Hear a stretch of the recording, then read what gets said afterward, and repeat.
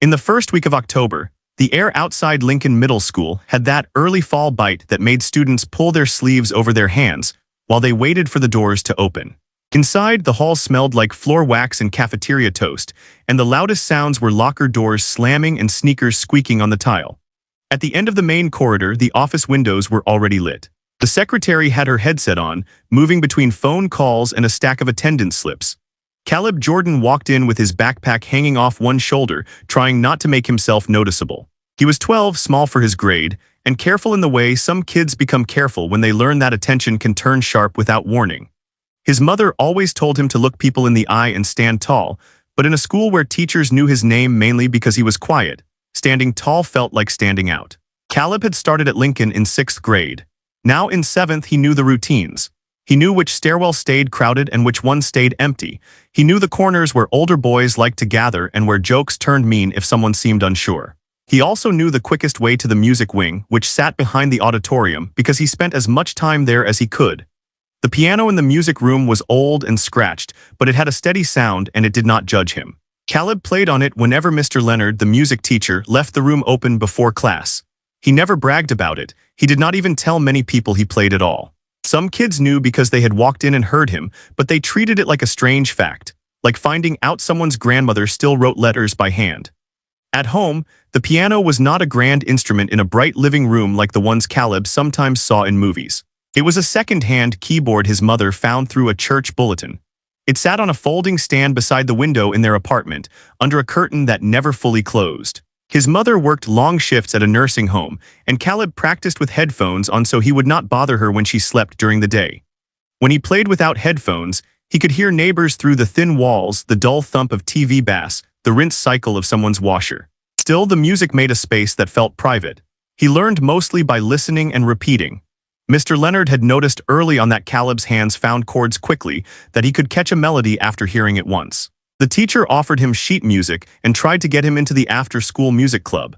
But Caleb's mother did not have a car and could not always arrange late pickups. Caleb ended up practicing whenever he could, stealing minutes between classes or during lunch when the room was empty. That Monday, he arrived early and slipped down the corridor to the music wing. The auditorium doors were shut, but he could hear the faint hum of a vacuum somewhere backstage. The music room door was unlocked, as it sometimes was when Mr. Leonard came in early to set up. Caleb stepped inside and froze for a moment, as if the quiet might break if he moved too fast. He sat at the piano, adjusted the bench, and placed his hands on the keys. He played softly at first, a warm-up he always used, then a piece he had been working on for weeks. It was not something flashy. It was steady and tender, the kind of music that did not demand applause but made the room feel less empty. He watched his fingers, not the sheet music, because he had memorized the shape of the song. When he reached a part that used to trip him up, he slowed down and pressed each note cleanly. The door opened behind him. Caleb stopped mid-chord and turned, expecting Mr. Leonard. Instead, it was Principal Harlan standing with his hands in his pockets. Mr. Harlan was tall and always looked dressed for an important meeting. His hair was trimmed neatly, and his tie was perfectly centered, as if someone adjusted it for him each morning. He was the kind of principal who liked to be seen walking the halls, a clipboard in hand, smiling with his mouth but not always with his eyes. Behind him were two boys from Caleb's grade, Tyler Reeds and Mason Cole. They were not close friends, more like partners in whatever trouble was available. Tyler was known for joking loud enough that teachers heard but not loud enough to prove it was mean. Mason had a quick laugh that made other kids laugh too, like laughter itself was permission. Caleb felt his throat tighten. He glanced at the clock, thinking how little time there was before first period. Mr. Harlan looked at the piano, then at Caleb. He did not look angry. He looked curious in a way that made Caleb uneasy. The principal asked in a voice that sounded casual whether Caleb played often. Caleb nodded. His voice came out thin when he said yes, mostly in the mornings. Mr. Harlan stepped fully into the room as if he owned the space, which in a way he did. He asked Caleb what he was playing. Caleb gave the name, then added quickly that he was still learning it. Tyler and Mason exchanged looks, the kind that said they had already decided what the moment meant. Tyler smirked and said he did not know Caleb could do that. Mason asked, not politely, if Caleb could play something people actually knew. Caleb kept his hands in his lap. He wanted to disappear. He had learned the hard way that showing ability could become a reason for someone to test you or mock you or demand proof until you made a mistake. Mr. Harlan watched the boys for a second and then smiled in a way that seemed like he was enjoying the scene. He asked Caleb if he would be willing to play at the next school assembly. There was a talent portion coming up for the fundraiser week, he said, and it would be good to feature a student. Caleb's first instinct was to say no, to find some reason that sounded acceptable. But the request came from the principal, and the principal did not say it like a question. It sounded like a decision wrapped in polite language. Caleb hesitated, and in that hesitation he saw Tyler's grin widen. Mr. Harlan added that it would be simple, just a short performance. He said the school needed positive moments and that students should show their gifts. He spoke in the same tone he used during announcements about respect and responsibility. But his eyes flicked toward Tyler and Mason, and Caleb could not tell whether he was trying to impress them or recruit them into the idea. Tyler leaned against a desk and said, loud enough to fill the room, that it would be hilarious. He did not mean hilarious in the way people mean fun. He meant hilarious in the way people mean someone is about to be set up. Mason said the whole school would be watching. He asked Caleb if he thought he could handle that without messing up. Caleb's ears burned. He looked down at the keys. He could feel the weight of what they were doing, turning something he cared about into a stage for their amusement. He wanted to explain that he practiced, that he took it seriously, that music was not a joke. But he also knew that speaking too much could make it worse. Mr. Harlan said, still smiling, that it would build character. He told Caleb he should be proud and not hide his talent. Then he said something that landed wrong, something about how it would be good for everyone to see a kid like Caleb up there doing something unexpected. The words sounded like praise, but they carried a message Caleb had heard before, the idea that his place in people's minds was limited and that stepping outside it was entertainment. Caleb felt a familiar mix of anger and fear. He had dealt with teachers who assumed he needed extra discipline before they even knew him. He had dealt with students who tried to touch his hair without asking and then laughed when he pulled away. He had heard comments about how he was quiet, like quiet was suspicious. Now the principal of the school was standing in front of him and two boys were treating him like a dare. Mr. Harlan asked again if Caleb would do it. The principal's tone sharpened slightly, the way it does when an adult expects obedience. Caleb nodded because he did not know how to refuse without paying for it later. Tyler laughed and said he could not wait. Mason said he would tell people to come watch, like it was a show he had arranged. Mr. Harlan told Caleb to meet with Mr. Leonard during lunch to pick a piece. He said it should be something impressive, something that would make the assembly memorable. Then he clapped his hands once, as if wrapping up a successful meeting, and started walking out with Tyler and Mason following. As the door closed, Caleb stayed seated at the piano bench, staring at the keys. The room felt different now. The piano no longer felt like a safe corner. It felt like a spotlight that could be turned on him without warning. He tried to place his hands back on the keyboard, but his fingers were stiff.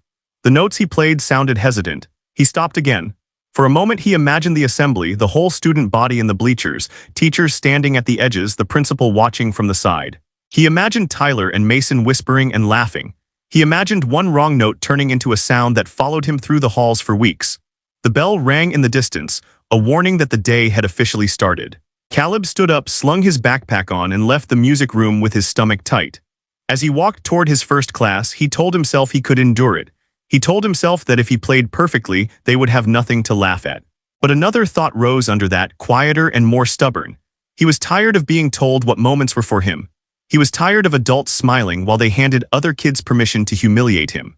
By the time he reached his classroom door, Caleb had not decided what he would do. He only knew the assembly was coming, and he could already feel the school closing around the idea like a trap. Caleb spent the rest of that day moving through classes like he was carrying something heavy that nobody else could see. In math, he copied problems from the board without understanding them. In science, he stared at a diagram of the lungs while thinking about the auditorium, the bleachers, and the microphone stand that always squealed when someone adjusted it. He kept hearing Tyler's laugh in his head. Every time a teacher called on him, he answered quickly just to make the attention move on. At lunch, he normally sat near the back with a small group that did not demand much from him, kids who traded snacks and talked about games. That day, he barely touched his food. When the bell rang to end lunch, he did not go to the cafeteria doors. Instead, he walked the long hallway toward the music wing, feeling like he was walking into an appointment he did not schedule. Mr. Leonard was in the music room, tapping a pencil against a stack of sheet music. He looked up and smiled the way he always did when he saw Caleb, like Caleb was a student he was genuinely glad to teach. The smile faded a little when he noticed Caleb's expression. He asked what was wrong. Caleb told him about the principal coming in, about the assembly, about Tyler and Mason being there, about the way it all felt like a setup. As Caleb spoke, his voice grew steadier, not because he felt calm, but because saying it out loud made it more real. Mr. Leonard listened without interrupting. When Caleb finished, the teacher leaned back in his chair and let out a slow breath, like he was choosing his words carefully. He said he had heard the school was planning a fundraiser assembly, but he had not been told anything official about a piano performance. He asked Caleb if Mr. Harlan had actually ordered him or if it was just suggested. Caleb said it did not feel like a suggestion. Mr. Leonard nodded, understanding that the difference mattered less when it came from someone in charge. Mr. Leonard walked over to the piano and lifted the lid slightly, checking the strings and dampers out of habit. He asked Caleb what piece he would want to play if it were truly his choice. Caleb hesitated, then said there was a song he had been practicing that started simple and grew bigger, the kind of piece that sounded like it was building confidence in real time. Mr. Leonard asked him to play it. Caleb sat down and began. His hands were shaky at first and he missed a note in the opening. He stopped immediately, embarrassed, and started again. Mr. Leonard held up his palm, telling him it was fine and to keep going. On the second try, Caleb found the rhythm. The melody settled. After a minute, the music filled the room in a way that made Caleb's shoulders loosen. It did not make the worry disappear, but it reminded him that this was something he could do. When he finished, Mr. Leonard nodded with real approval. He said the piece was strong and that Caleb had the kind of touch that made even quiet passages feel important. Then the teacher's face became serious again. He told Caleb the truth, as gently as he could.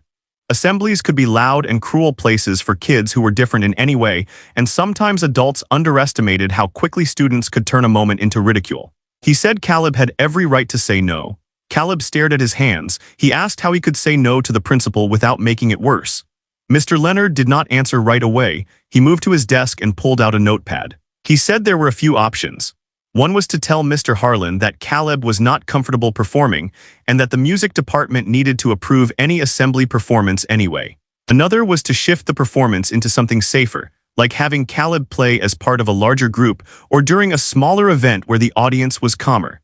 He said he could advocate for Caleb, but he needed to know what Caleb wanted. Caleb admitted he did not want to give Tyler and Mason the satisfaction of seeing him refuse out of fear. He also admitted he was scared of messing up and becoming a joke. Those two feelings sat in him at the same time, rubbing against each other. Mr. Leonard told him that fear was normal and that courage was not the absence of fear. He said that if Caleb chose to play, they would prepare so well that Caleb would not be depending on luck. Caleb asked what if people laughed anyway. Mr. Leonard said then they would deal with that too, because laughing at a student performing was a discipline issue, not a comedy show. He said he could not promise the room would be perfect, but he could promise Caleb would not be alone. Before Caleb could respond, the intercom crackled with an announcement calling Mr. Leonard to the office. Mr. Leonard frowned and told Caleb to wait in the room. Caleb sat on the bench, listening to the faint noise of the hallway. A couple minutes later, voices approached. The door opened, and Mr. Leonard returned with Principal Harlan. Mr. Harlan stepped in like he had come to inspect something. His gaze went straight to Caleb, then to the piano, then back to Caleb. He asked with a flat friendliness whether Caleb had picked a piece. Mr. Leonard said they were discussing it and that performances at assemblies should be coordinated through the music department. The principal's smile tightened. He said he was coordinating and that this was a leadership opportunity. He said students needed to see examples of unexpected excellence, and he repeated that it would be good for the school. Then he looked at Mr. Leonard and asked if Caleb really had the skill to carry a piece in front of everyone. Mr. Leonard answered calmly that Caleb was talented and worked hard, and that with preparation he could do it. Caleb heard the careful firmness in Mr. Leonard's voice, like the teacher was protecting him without openly challenging the principal. Mr. Harlan nodded as if he had already made up his mind. He told Caleb the assembly was next Friday, which was sooner than Caleb expected. He said Caleb would play near the beginning, right after the principal's opening remarks. He said the school would set up the stage piano and a microphone. He turned to Mr. Leonard and said he expected practice time arranged, and he wanted the piece to be something that sounded impressive, not a beginner tune. His tone made it clear that what mattered to him was how the moment looked. Caleb's stomach tightened again. The principal was talking like a director planning a scene. Then Tyler and Mason appeared in the doorway, peeking in with half smiles. Caleb realized they had likely been lingering nearby, waiting. Tyler asked if Caleb was ready to become famous. Mason said he hoped Caleb did not get nervous and freeze. Mr. Harlan did not tell them to leave. He chuckled softly like their comments were harmless enthusiasm. Mr. Leonard's eyes narrowed slightly. He told Tyler and Mason to get to class. The boys backed away, still grinning, and the principal glanced at his watch. He told Caleb to make the school proud, then he left. When the door closed again, the room felt colder. Caleb looked at Mr. Leonard and his face showed the question he could not bring himself to say. Did you see that? Did you hear them? Are we safe here? Mr. Leonard sat on the edge of a chair and spoke quietly. He said the principal should not have allowed those boys to treat the moment like a joke. He said he would speak with Mr. Harlan about audience behavior expectations. He did not promise the principal would listen, but he promised he would try. Caleb swallowed and asked if he could still back out. Mr. Leonard said yes and that he would support that choice. Caleb looked down at the keys again. In his mind, he saw his mother, exhausted but proud whenever she heard him practice. He remembered how she told him that some people tried to shrink you because they were afraid of what you could become. He also remembered how alone he felt when adults acted like teasing was normal. He said he would play. The words surprised even him, but once he said them, something inside him steadied. Mr. Leonard nodded slowly, respecting the decision. He said then they would plan this like a real performance. He would reserve the music room each morning for Caleb. He would also stay after school twice that week if Caleb could get a ride, and if not, they would find another time. He asked Caleb to choose the piece he cared about, not the one that sounded like a trick. Caleb said he wanted to play the song he had just practiced, but he wanted to add something to it, a section that felt like a declaration. Mr. Leonard smiled slightly and said they could work on that, shaping it so it fit Caleb's hands and told Caleb's story. As Caleb left the music wing to go back to class, he did not feel confident, not yet. But he felt awake. The prank was still there, hanging over him, but now it was not only theirs. It was also a chance, dangerous and unfair, but real. And Caleb decided that if the school was going to look at him, they would have to look at what he could actually do. Friday morning arrived with the kind of gray sky that made the school look older than it was. The parking lot held small puddles from overnight rain, and students came in louder than usual, because assemblies felt like a break from routine. Caleb sat at the kitchen table while his mother packed her lunch for a double shift. She moved carefully, tired but focused, like every minute had a job. Caleb tried to eat, but the food felt heavy in his mouth. His mother noticed his quiet and asked if he was sick. Caleb almost said yes just to avoid the day, but the lie would have taken more energy than the truth. He told her about the assembly, about the principal deciding he would play, about the boys who kept making it sound like a joke. He did not repeat every comment, but his mother heard enough in his tone to understand what kind of pressure it was. She leaned against the counter and looked at him for a long moment. Then she told him he did not owe anyone a performance. She said if the school wanted to use him for entertainment, he could refuse, and she would back him. Caleb stared at his hands and admitted that he had already decided to play. He did not want those boys walking away feeling like they controlled him. He also did not want his music turned into something small. His mother nodded slowly, accepting his choice without pretending it was easy. She walked to the keyboard by the window and lifted the dust cover. She told him to play the first minute of the piece one time, not to prove anything, just to settle his body. Caleb put on his headphones and played quietly. The notes sounded thinner through the headphones than they did in the music room, but the shape of the piece was still there, familiar enough to hold onto. When he finished, his mother placed her hand on his shoulder and told him that whatever happened in that gym, the truth was that he worked for that sound. Nobody could take that away. On the bus ride, Caleb kept his forehead near the cold glass and watched neighborhoods slide by. At the first stop, Tyler got on with a cluster of boys, laughing too loud, elbows swinging. He saw Caleb and made a face like he was impressed, then shook his head like he already knew the ending. Mason climbed on behind him and said, loud enough for several seats, that today was going to be funny. Caleb stayed silent and looked out the window again, keeping his jaw tight so he would not react. At school, the gym doors were propped open, and staff members carried boxes of pamphlets for the fundraiser.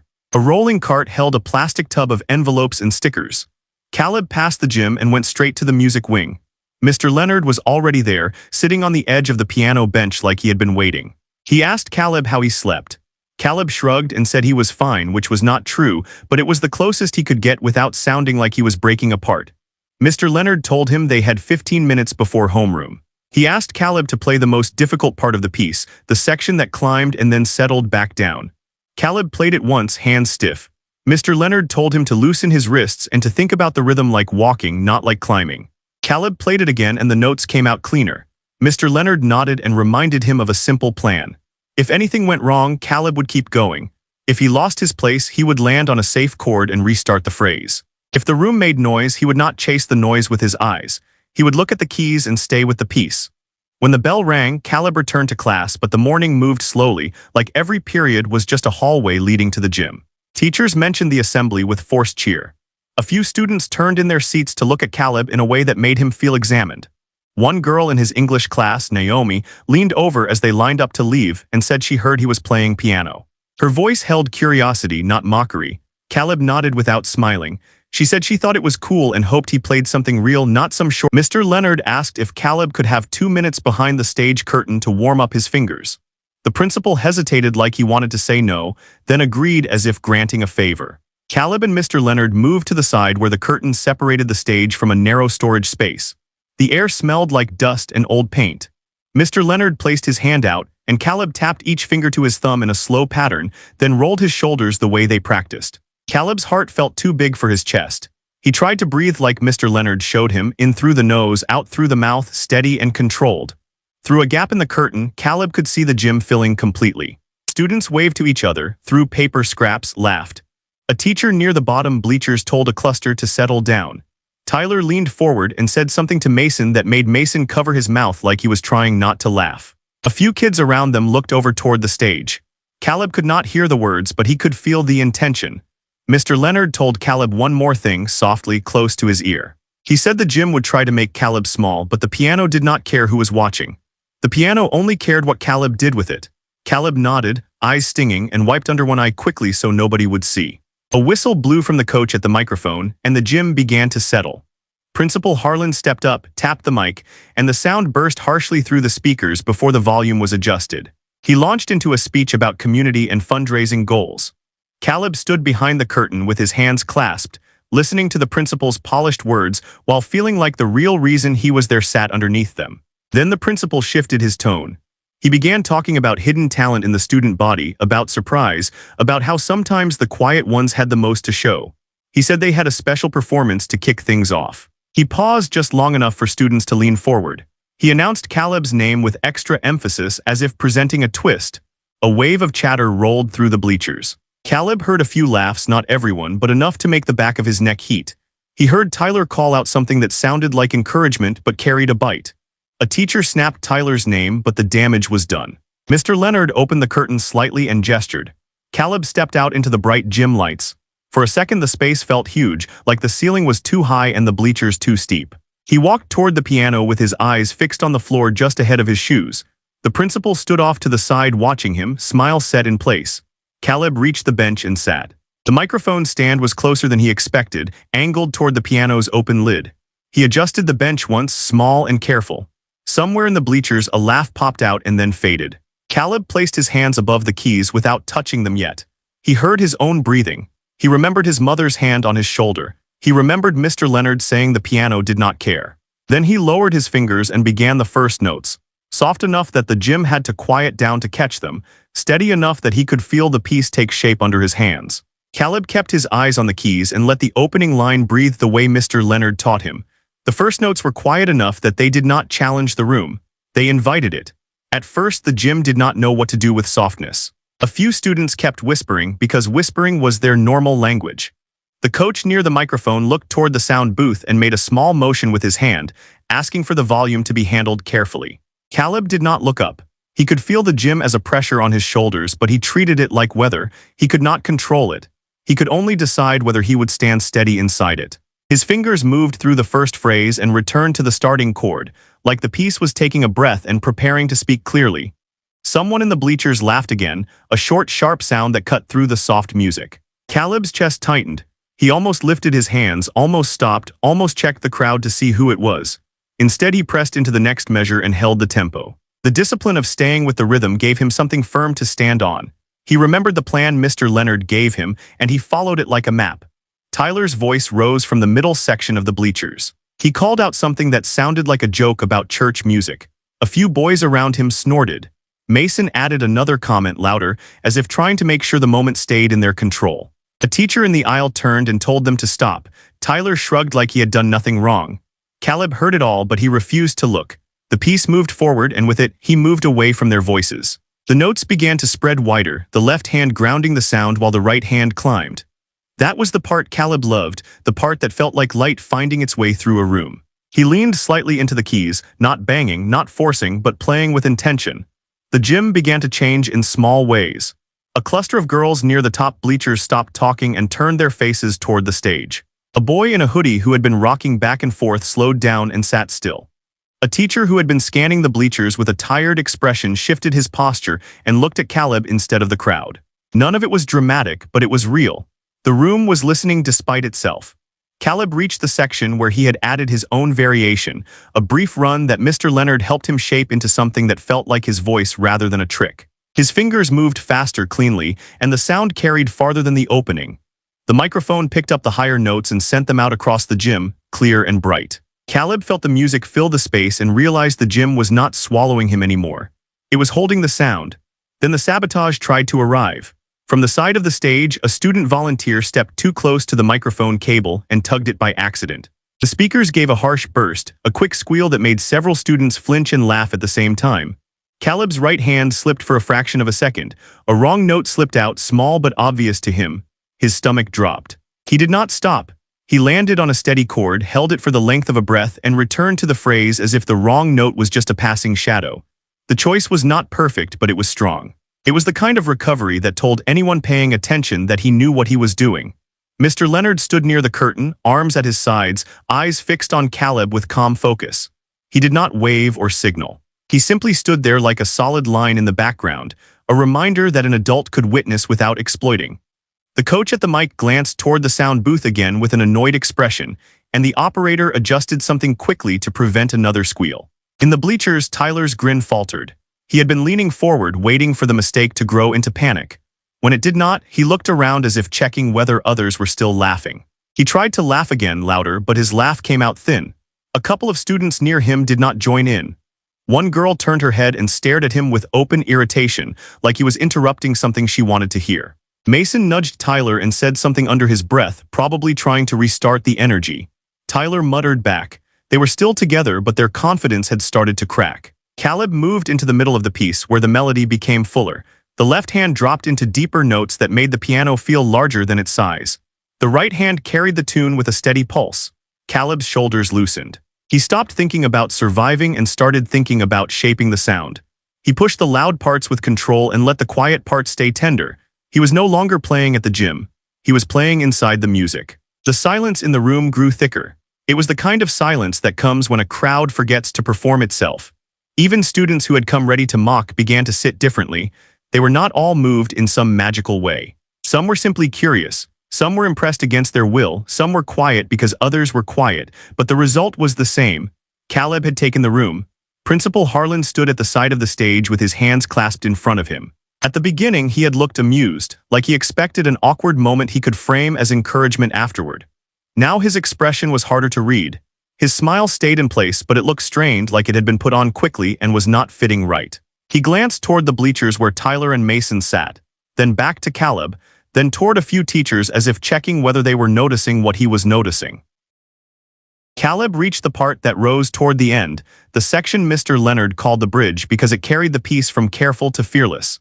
Caleb's fingers moved with certainty now. He felt his heart still racing, but it was racing with focus rather than fear. He could hear the piano's tone even through the gym acoustics.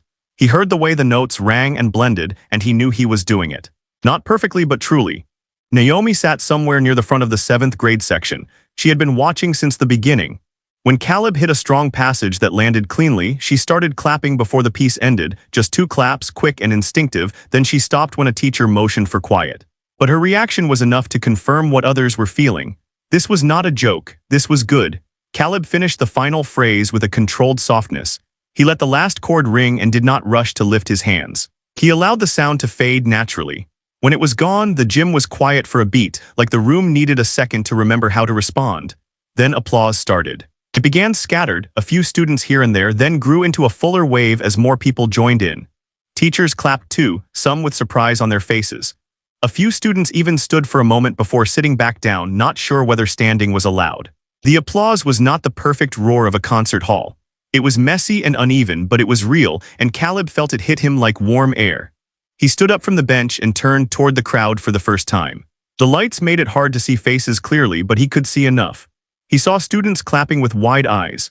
He saw Tyler sitting stiff, his mouth tight, clapping slowly as if he had to prove he was not the one who lost. He saw Mason looking down at his hands, clapping without looking up. He saw Mr. Leonard smiling openly now, pride clear in his expression. Caleb gave a small nod, not a performance bow, just a simple acknowledgement. His face was hot and his hands were trembling again, but the trembling was different. It was the aftershock of something he had carried and set down in front of everyone. Principal Harlan stepped toward the microphone with an eager clap, louder than the others, trying to claim the moment. He praised Caleb and said this was exactly the kind of excellence the school wanted to showcase. He said he knew Caleb would surprise everyone. The words landed strangely because Caleb could hear the edge in them, the way praise could still hold a reminder that the surprise was the point. Caleb walked off the stage area toward the curtain and Mr. Leonard met him there. He leaned in and told Caleb he did it, and he said it like a fact, not like comfort. Caleb nodded, unable to speak for a moment. His throat felt tight and he blinked hard. Behind them the assembly continued, but something had shifted. The prank had failed in the only way that mattered.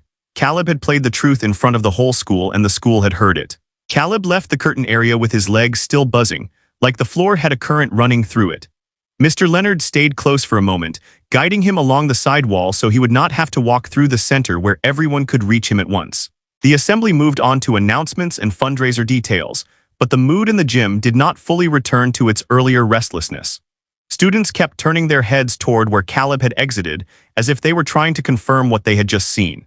Caleb stood in the narrow hallway outside the gym doors, breathing slowly. A few staff members passed by and gave him quick nods. One teacher he barely knew told him good job without stopping. The words were ordinary, but Caleb felt how unusual it was to be spoken to with simple respect. He held onto that feeling quietly, like he was afraid it would spill if he moved too fast. When the assembly ended, the hallways filled with noise. Students poured out in waves, and Caleb could feel the attention coming toward him before he even saw it. Naomi found him first. She walked up with her backpack already on and said it was amazing, plain, and honest. She did not gush. She said she did not even like assemblies, but that she listened the whole time. Caleb managed a small thank you.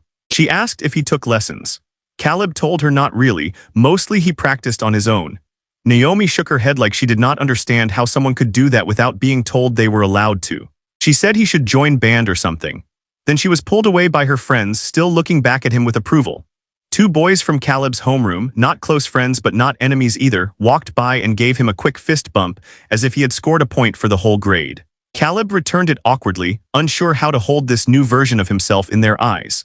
Then Tyler and Mason appeared near the lockers, moving like they had been waiting for the right moment. Tyler had his hands in his hoodie pocket and an expression that tried to look relaxed. Mason stood half a step behind him, watching Caleb as if measuring whether the crowd would protect him or not. Tyler started with a laugh that did not land. He said Caleb was hiding that he could actually play. Caleb did not respond. Tyler stepped closer and lowered his voice, trying to make it seem like a private conversation instead of a confrontation. He said the principal was right, nobody expected that from Caleb. He said it like a compliment, but it was the same old message dressed up again. Caleb looked at Tyler, then at Mason. He felt the familiar anger, but it no longer sat on top of fear. It sat on top of clarity. He told Tyler to stop talking about him like he was a surprise. His voice was calm, but it carried weight. Tyler blinked, thrown off by the steadiness. Mason shifted his feet. Tyler tried to recover by smirking and saying it was not that serious.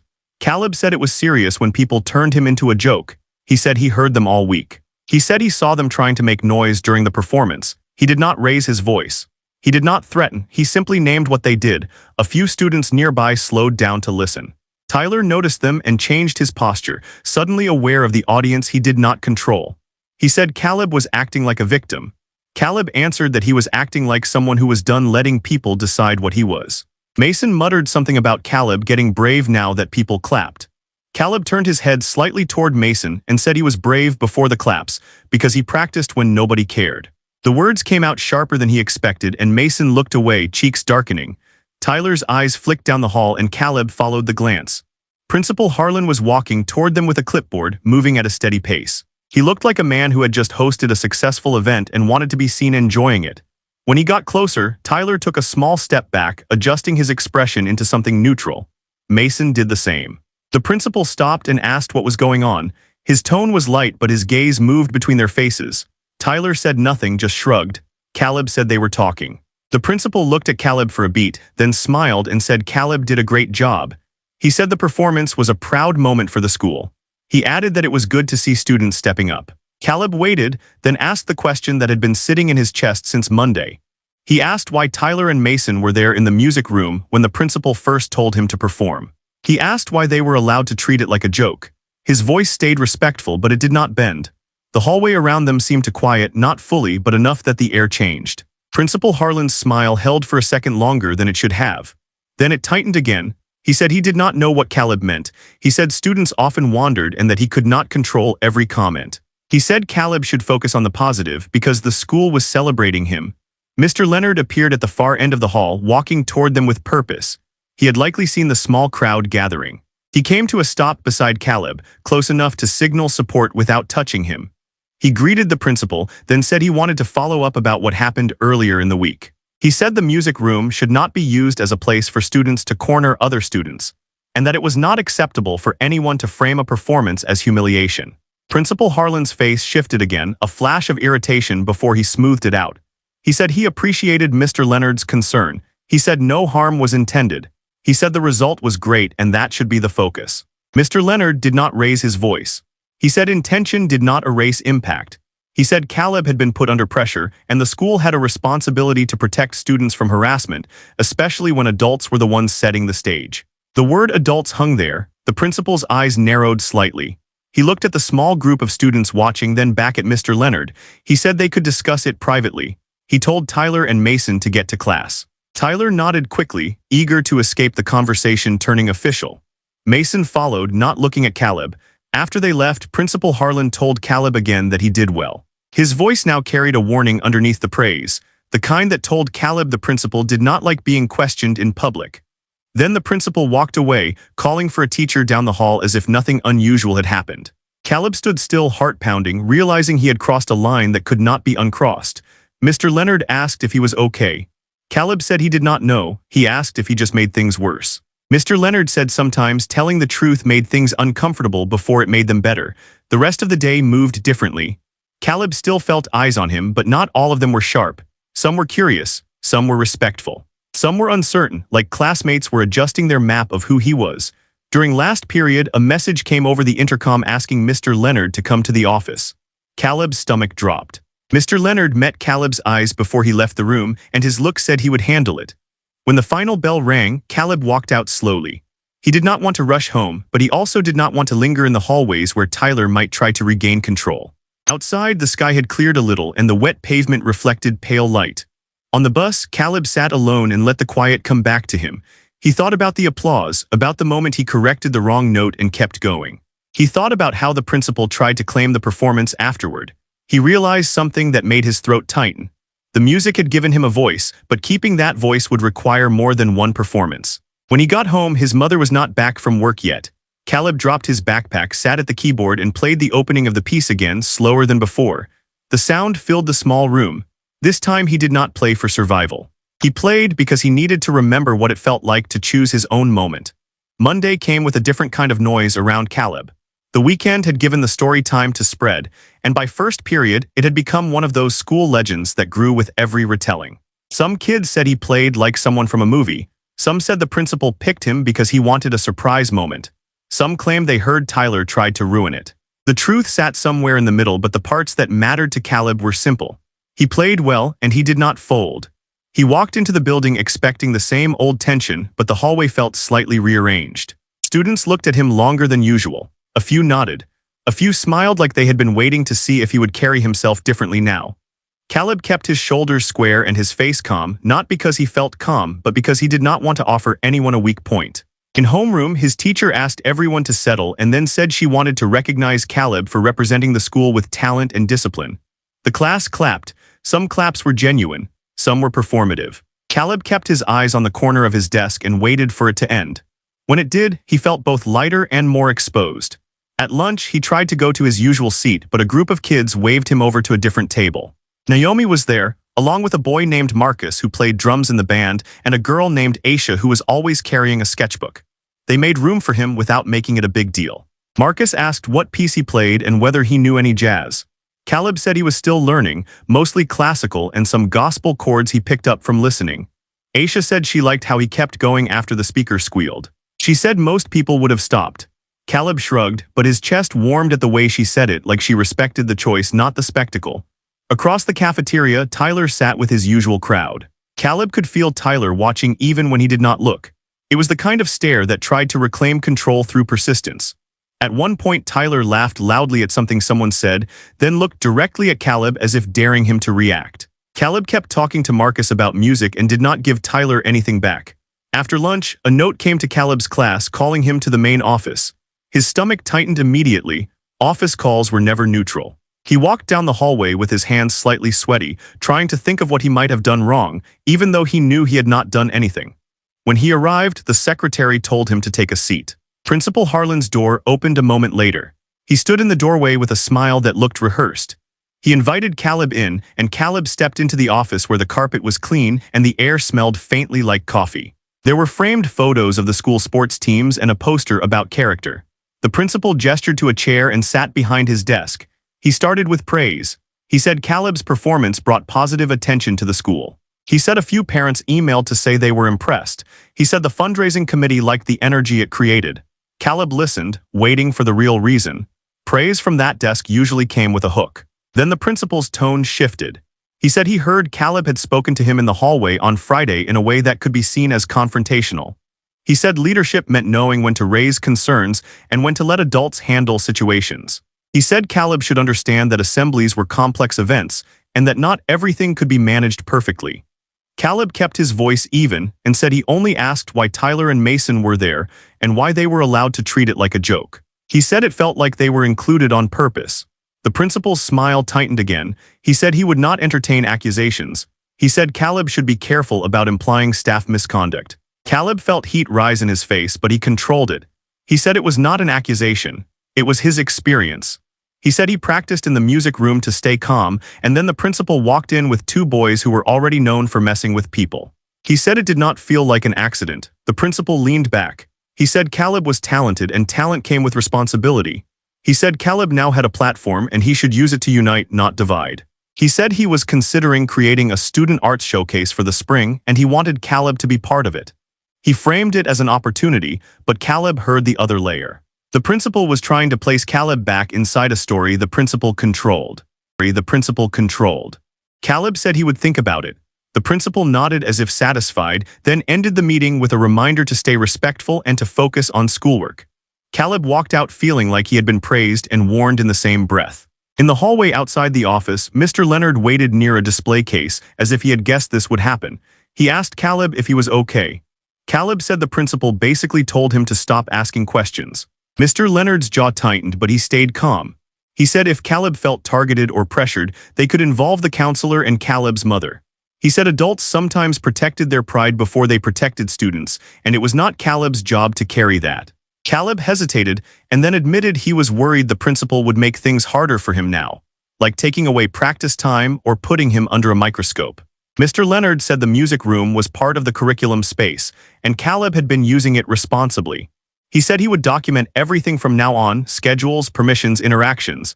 He said clarity protected students. That afternoon, Caleb went to the music room as usual. The door was locked. He stood there for a second, staring at the handle like it had betrayed him. A sign had been taped to the glass, saying the room would be open only during class periods unless a teacher was present. The handwriting looked like the secretary's, but the decision felt like the principal's. Caleb's chest tightened with a mix of anger and sadness.